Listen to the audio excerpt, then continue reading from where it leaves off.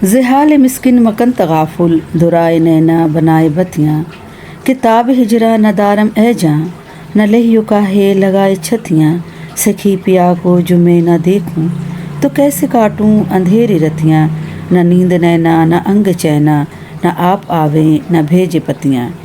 बिस्मिल्लाहिर्रहमानिर्रहीम। अस्सलामु अलैकुम वरहमतुल्लाहि वबरकातुहू। दोस्तों खुश रहें और अपना ख्याल रखें। आपका हमारे चैनल फर्स्ट लर्निंग पर खैर मकदम इस्तकबाल है। आज हम लोग पढ़ेंगे शुराए उर्दू के तस्करे। शुराए उर्दू के तस्करे में हम जानेंगे जिन शायरों ने भी शुराए उर्दू के तस्करे लिखे हैं उसके बारे में आज हम मालूमात हासिल करेंगे। जैसे मौलाना हाली ने मुक़द्दमा शेर व शायरी लिखा था और मोहम्मद हुसैन आज़ाद ने आब हयात लिखा था। इसमें भी उन्होंने उर्दू शायर के बारे में लिखा, उर्दू शुरा का तस्करा किया है उसमें उन्होंने। और मीर तक़ी मीर का जो तस्करा है निकातुश शुरा, उसके बारे में भी जानेंगे और इसके बारे में हम लोग बात करेंगे। ठीक है, तो शुराए उर्दू के तस्करे में क्या है, शायर के बारे में किताब में लिखा गया है कि शायर कैसी शायरी करते थे और उनके बारे में बहुत सारी मालूमात उसमें लिखी हुई है। और मोहम्मद हुसैन आज़ाद की जो आब हयात है तो उसमें शुराए उर्दू का तस्करा भी है और अदब की तारीख़ भी है। और उसमें ऐसा लगता है कि 20 शायर क्या है उसमें चलते फिरते नज़र आते हैं।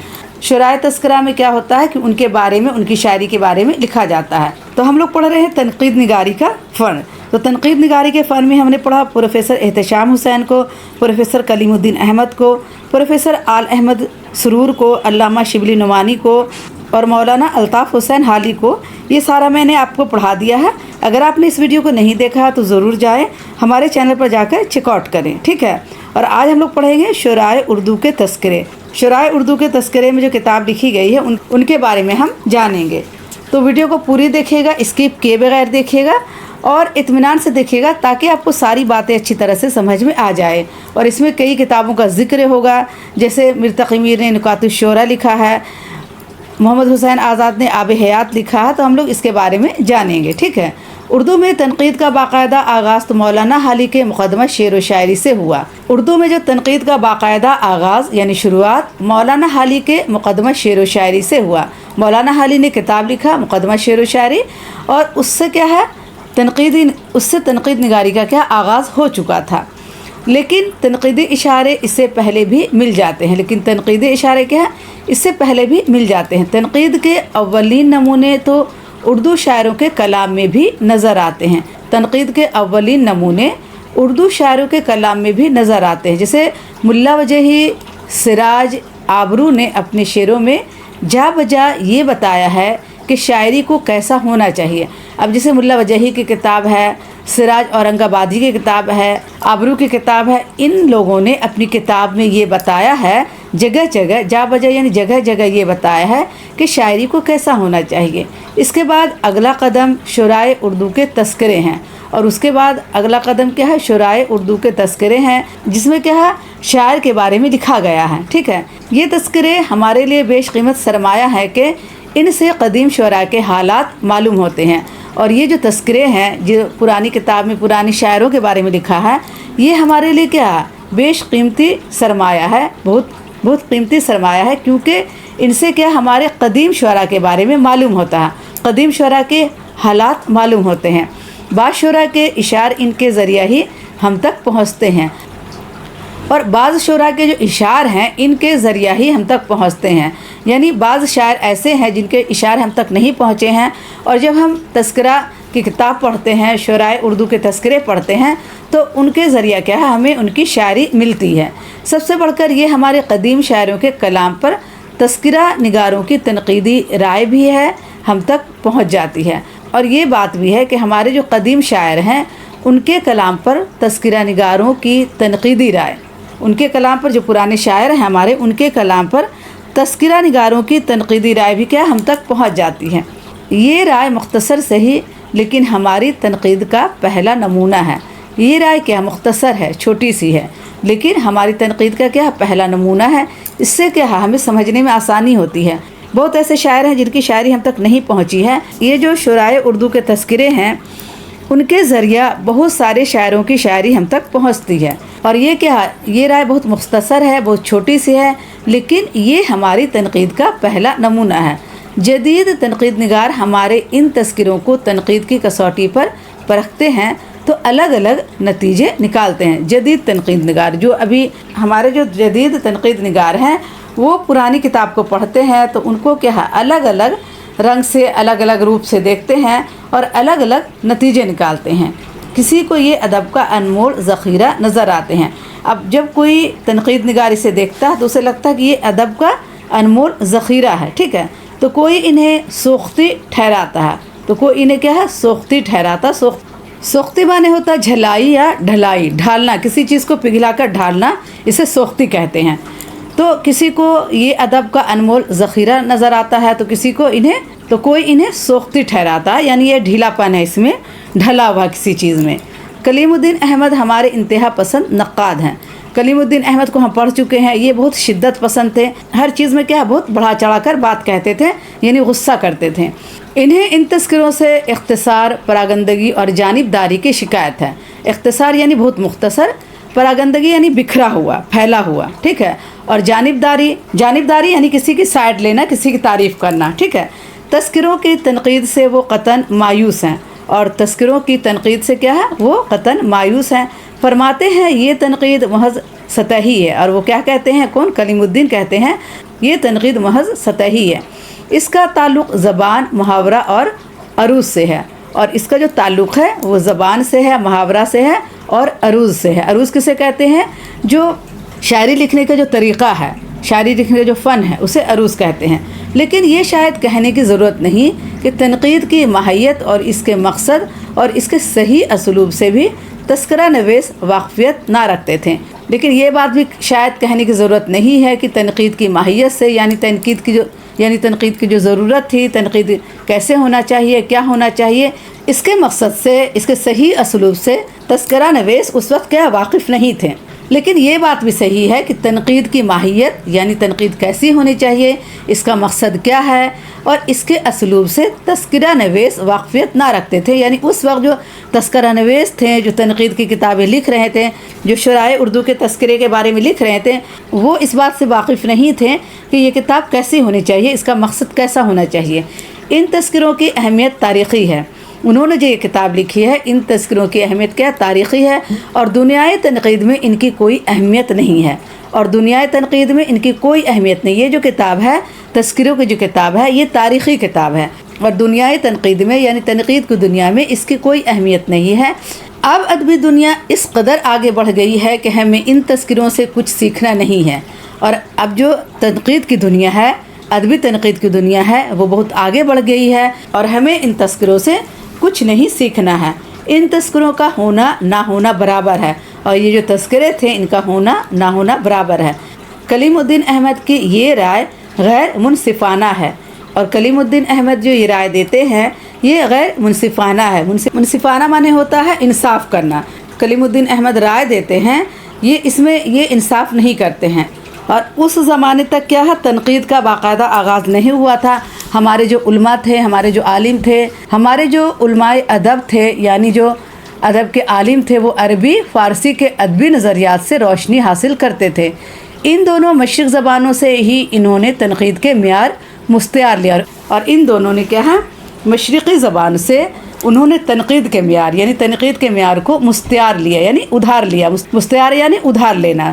نتیجہ یہ کہ فصاحت، بلاغت، تشبیہ، استعارہ، سلاست، روانی، جوش، لہجگی، شیرین کلامی اور جادو بیانی جیسے الفاظ و اصطلاحات کا بے تکلف استعمال کیا، اور یہی وجہ ہے کہ اس وقت فصاحت، بلاغت، تشبیہ، استعارہ، سلاست، روانی اور خوش لہجگی، شیرین کلامی یعنی میٹھا زبان بولنا، جادو بیانی یعنی بیان میں لکھنے میں جادو پیدا کرنا، ان سب کا کیا ہے بے تکلف استعمال ہوا ہے۔ کلیم الدین احمد اس قدیم تنقید کو پرکھنے کے لیے جدید دور سے پیچھے نہ جا سکے، اور کلیم الدین احمد اس قدیم تنقید کو، یہ جو پرانی تنقید کو، اس کو پرکھنے کے لیے جدید دور سے پیچھے نہ جا سکے۔ وہ تو جدید دور کے تھے، لیکن جب ہم قدیم تنقید کو دیکھ رہے ہیں تو ہمیں اسی دور میں جانا ہوگا اور اسی حساب سے دیکھنا ہوگا۔ لیکن کلیم الدین احمد نے کیا کیا کہ وہ جدید دور سے پیچھے نہ جا سکے قدیم تنقید کو دیکھنے کے لیے، ٹھیک ہے۔ سید عابد علی کا انداز نظر جداگانہ ہے، یعنی ان کا جو نظر ہے وہ جدا ہے، الگ ہے۔ وہ ان اصطلاحوں کو محض لفاظی سمجھ کر نظر انداز نہیں کرتے، بلکہ ان میں ایک جہان معنی کا جلوہ تلاش کرتے ہیں، اور وہ جو ان اصطلاحوں کو کیا لفاظی سمجھ کر نظر انداز نہیں کرتے ہیں، وہ جو قدیم تنقید کو دیکھتے ہیں تو اس میں کیا ایک جہان معنی کا تلاش کرتے ہیں، ایک جہان معنی کا جلوہ تلاش کرتے ہیں۔ ان کا خیال ہے کہ تذکرہ نگار اپنی رائے کو مختصر لفظوں میں پیش کرنے کے لیے ان اصطلاحوں کا سہارا لیتا ہے، اور وہ یہ مانتے ہیں، ان کا خیال یہ ہے، یہ جو تذکرہ نگار ہے اپنی رائے کو مختصر لفظوں میں، یعنی ان کی جو رائے ہے ان کو کم لفظوں میں پیش کرنے کے لیے ان اصطلاحوں کا سہارا لیتا ہے، اور انہیں تنقیدی اشارات کے طور پر استعمال کرتا ہے، اور انہیں کیا تنقیدی اشارات کے طور پر استعمال کرتا ہے۔ فرماتے ہیں تذکرہ نگار نے اختصار کو ملحوظ خاطر رکھا، اور کہتے ہیں کہ یہ جو تذکرہ نگار ہے اختصار کو یعنی مختصر کو ملحوظ خاطر رکھا۔ تذکرہ نگار نے اختصار کو یعنی مختصر کو ملحوظ خاطر رکھا، یعنی لحاظ میں رکھا، ملحوظ یعنی لحاظ میں رکھا۔ تذکروں میں جہاں انتقادی اشارے پائے جاتے ہیں یا فیصلے صادر کیے جاتے ہیں، وہاں پڑھنے والوں کی بہت بڑی تعداد اس امر سے آگاہ بھی نہیں ہوتی کہ تذکرہ نگار نے تنقید کا حق ادا کر دیا۔ تذکروں میں جہاں انتقادی اشارے پائے جاتے ہیں، انتقاد معنی ہوتا پرکھنا، ٹھیک ہے، یا فیصلے صادر کیے جاتے ہیں، وہاں پڑھنے والوں کی بہت بڑی تعداد اس امر سے آگاہ بھی نہیں ہوتی کہ تذکرہ نگار نے تنقید کا حق ادا کر دیا، یعنی جو پڑھنے والے ہیں انہیں پتہ بھی نہیں چلتا ہے کہ تنقید نگار نے تذکرہ کا حق ادا کر دیا ہے، ٹھیک ہے۔ آگے لکھتے ہیں کہ قصہ یہ ہے کہ اردو کے قدیم تذکرہ نگاروں نے فرض کر لیا ہے کہ پڑھنے والوں نے فارسی عربی تنقید کی کتابوں کا مطالعہ کیا ہے اور ان اصطلاحوں سے واقفیت رکھتے ہیں۔ اب آگے یہ لکھتے ہیں کہ قصہ یہ ہے کہ اردو کے قدیم تذکرہ نگار تھے، انہوں نے یہ فرض کر لیا ہے کہ پڑھنے والوں نے کیا ہے فارسی عربی تنقید کی کتاب بھی پڑھی ہوگی۔ تو ایسا تو نہیں ہے کہ سب لوگ فارسی اور عربی کی تنقید کی کتابوں کا مطالعہ کرتے ہیں اور ان اصطلاحوں سے واقفیت رکھتے ہیں، اور ان کی جو اصطلاح ہے، یہ جو معنی اس میں لکھا ہے، ان کی کتاب میں لکھا ہوا ہے، ان سے واقفیت رکھتے ہوں گے، یعنی ان کو جانتے ہوں گے۔ تو ایسا نہیں ہوتا ہے کہ جو آج کل کے لوگ ہیں وہ عربی اور فارسی کی کتابوں کا انہوں نے مطالعہ کیا ہے یا ان اصطلاحوں کو جانتے ہیں، ایسا نہیں ہے۔ کلیم الدین احمد کی یہ انتہا کے بعد سید عابد علی عابد کی یہ دوسری انتہا، اور کلیم الدین احمد کی یہ جو انتہا ہے اس کے بعد سید عابد علی عابد کی یہ دوسری انتہا ہے۔ وہ مندرجہ بالا اصطلاحوں کو ایسے معنی پہناتے ہیں جو قرین قیاس نہیں۔ قرین قیاس معنی ہوتا سمجھ میں آنے والی بات، ٹھیک ہے، عقل کے مطابق، ٹھیک ہے۔ تو یہ جو معنی کا استعمال کرتے ہیں اسے ایسا معنی پہناتے ہیں جو قرین قیاس نہیں ہے، یعنی عقل کے مطابق نہیں ہے، ٹھیک ہے۔ حقیقت یہ ہے کہ ان تذکروں میں تنقید کے نادر نمونے موجود نہ صحیح لیکن کلام پر رائے مل جاتی ہے، اور حقیقت یہ ہے کہ ان تذکروں میں تنقید کے نادر نمونے موجود نہیں ہیں لیکن کیا کلام پر رائے مل جاتی ہے۔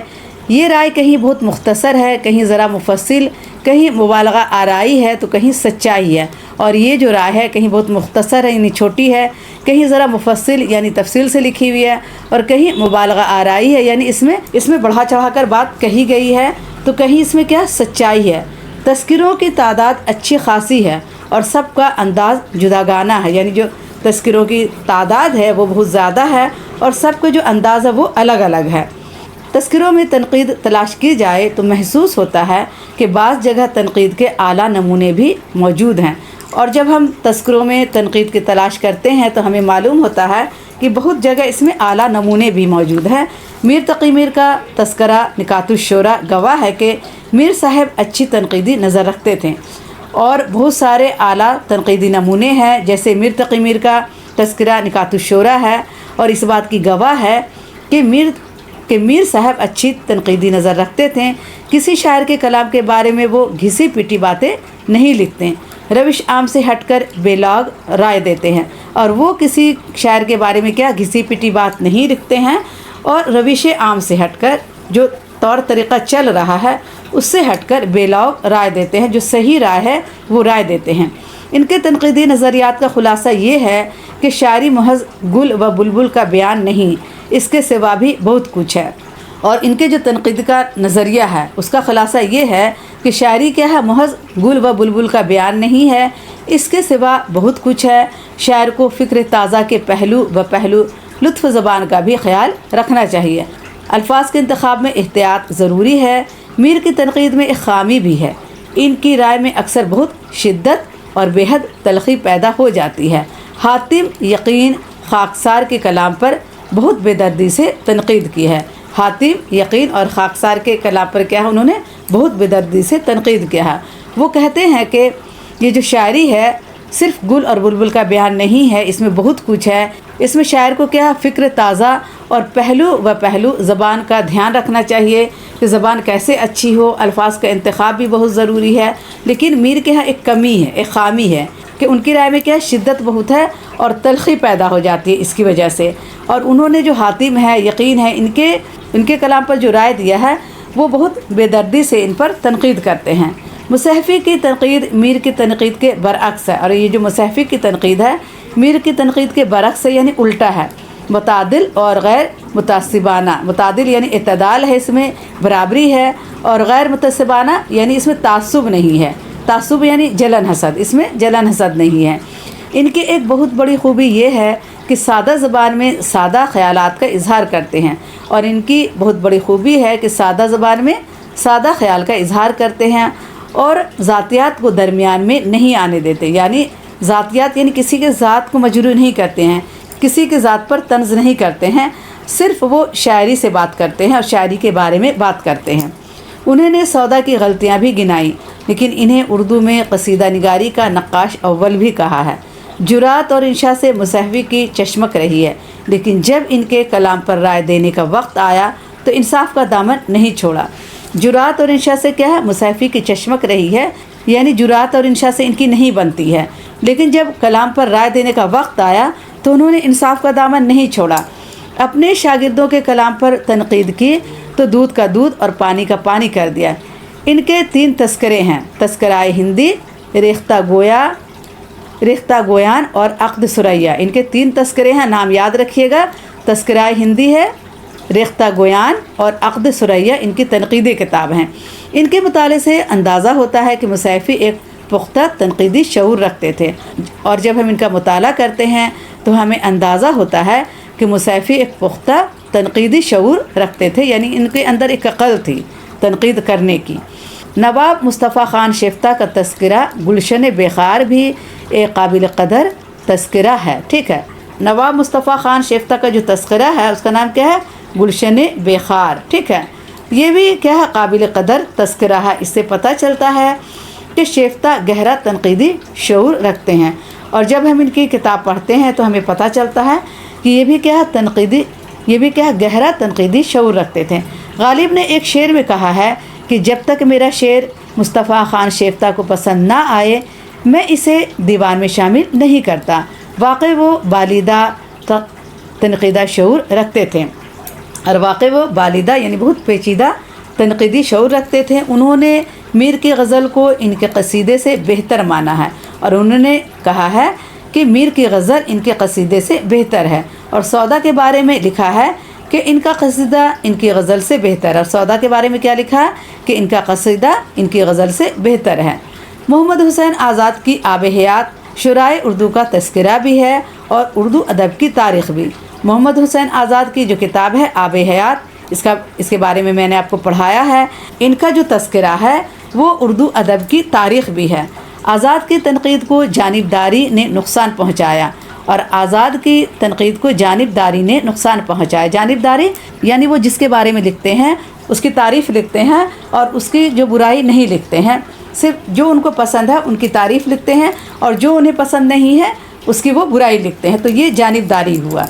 تو جانبداری نے نقصان پہنچایا، لیکن تسلیم کرنا پڑتا ہے کہ ان کا ذوق نہایت پاکیزہ تھا۔